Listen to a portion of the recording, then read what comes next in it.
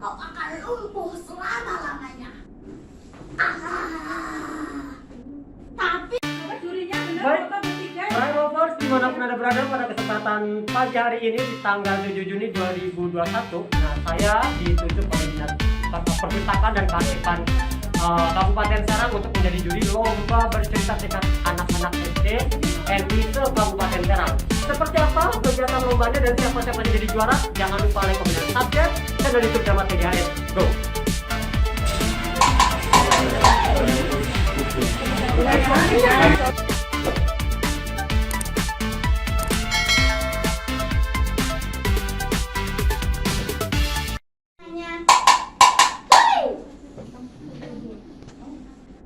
Perkenalkan, nama saya Auni Khalisa Rifani.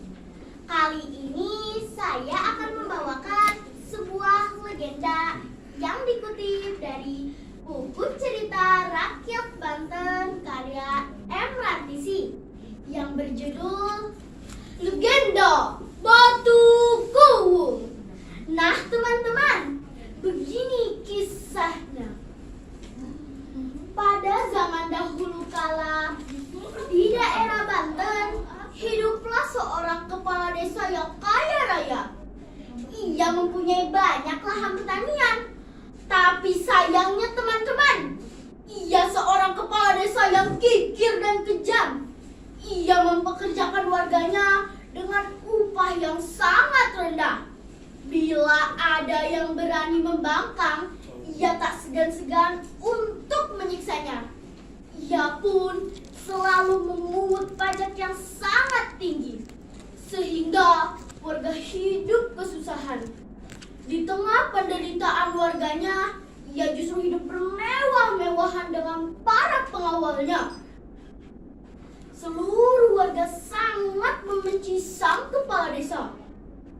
Pada suatu hari, datanglah kakek pengemis ke rumah sang kepala desa. Kakek itu terlihat sangat lapar. Aduh, lapar. Tapi teman-teman, belum sampai ia meminta belas kasih untuk sedikit makanan, ia sudah diusir oleh para pengawal. Hei pengemis tua, cepat pergi dari sini, atau aku akan menyeretmu. Cepat pergi! Usir para pengawal. Hei, ada apa ini ribut-ribut? Kalian mengganggu tidurku saja. Tanya sang kepala desa kepada para pengawal.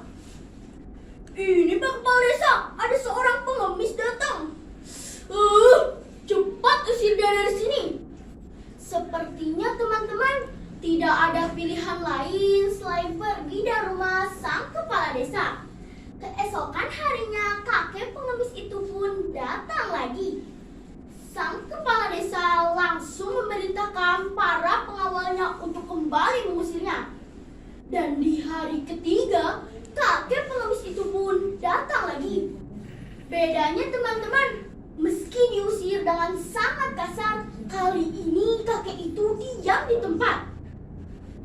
Pengawal, jika pengemis itu tidak ingin pergi dari sini, seret dia keluar. Ditasak kepala desa kepada para pengawal. Tanpa rasa belas kasihan, para pengawal memukuli kakek dengan tongkat. Tapi anehnya, tongkat itu patah.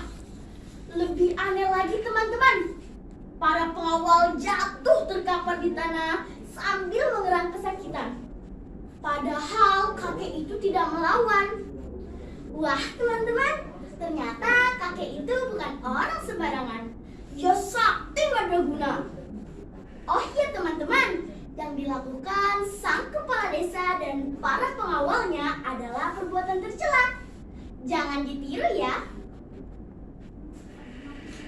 Hei kepala desa, aku datang ke sini secara baik-baik. Dan sekarang untuk ketiga kalinya kau memperlakukanku dengan cara yang sangat buruk. Aku datang ke sini untuk memberimu peringatan. Tunggulah esok, kau akan mendapatkan balasan dari perlakuan burukmu selama ini. Ucap kakek dengan amarah. Sang kepala desa tiba-tiba diselimuti rasa takut. Ia khawatir ucapan kakek pengemis itu menjadi kenyataan. Keesokan harinya, kakek pengemis itu pun datang lagi. Sang kepala desa langsung memerintahkan para pengawalnya untuk kembali mengusirnya. Dan keesokan harinya, saat pagi telah datang, sang kepala desa ingin bangun dari tidurnya. Tapi teman-teman, hal aneh terjadi pada dirinya.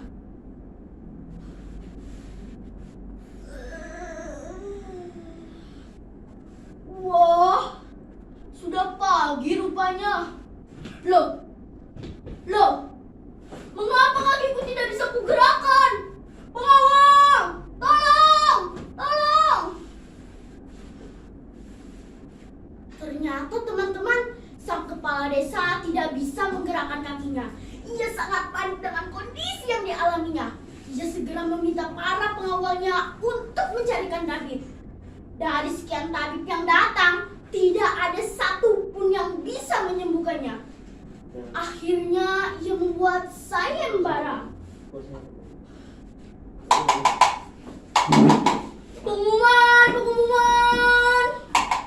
Barang siapa yang bisa menyembuhkan kepala desa akan diberi hadiah. Lalu teman-teman, kakek pengemis yang pernah diusirnya sekarang datang menemui sang kepala desa. Hei kepala desa yang keker dan sombong, ini adalah akibat dari perlakuan burukmu selama ini.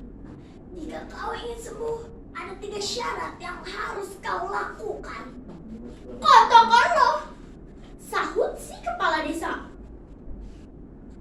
Pertama, kau harus mengubah sifat sombong dan kekermu.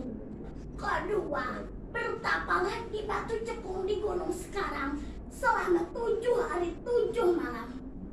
Dan yang ketiga, jika kau sembuh, penuhilah janjimu. Berikan setengah harta kekayaanmu kepada orang-orang miskin. Kemudian teman-teman, sang kepala desa langsung melakukan hal-hal yang disebutkan oleh pengemis. Bersama para pengawal, kepala desa pergi ke Gunung Karang menaiki sebuah tandu dan melewati perjalanan yang melelahkan. Ia berdoa dan bertapa selama 7 hari 7 malam melewati berbagai godaan.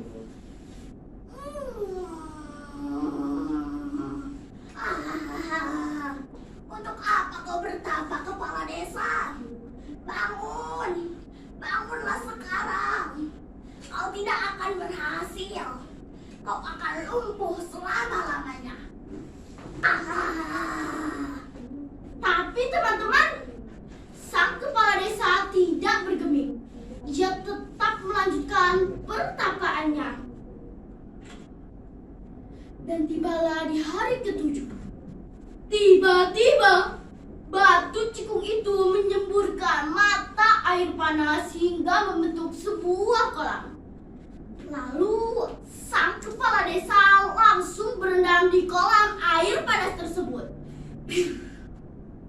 Dan akhirnya keajaiban pun terjadi. Ia sembuh dari kelumpuhannya. Hingga akhirnya ia bisa menggerakkan kakinya seperti semula. Dan tak lama kemudian, ia kembali ke desa untuk memenuhi janjinya, yaitu mendermakan setengah harta kekayaannya kepada orang-orang miskin. Sejak itu, kepala desa yang kaya raya itu dikenal sebagai orang yang dermawan. Seluruh warga sangat menghormati sang kepala desa. Sementara itu, batu cikung tempatnya bertapa kini dikenal sebagai Batu Kuwung. Kuwung artinya cekung. Terdapat di Kecamatan Padarincang, Ciamas, Kabupaten Serang, Provinsi Banten. Nah teman-teman, demikianlah kisah legenda Batu Kuwung. Ada pesan moral yang bisa kita petik loh teman-teman, yaitu jika kita jadi seorang pemimpin, jadilah pemimpin yang bisa melindungi rakyatnya. Hey! Terima kasih atas perhatiannya. Sudah dulu ya, semoga bermanfaat. Dan jangan lupa, mari membaca. Wassalamualaikum warahmatullahi wabarakatuh.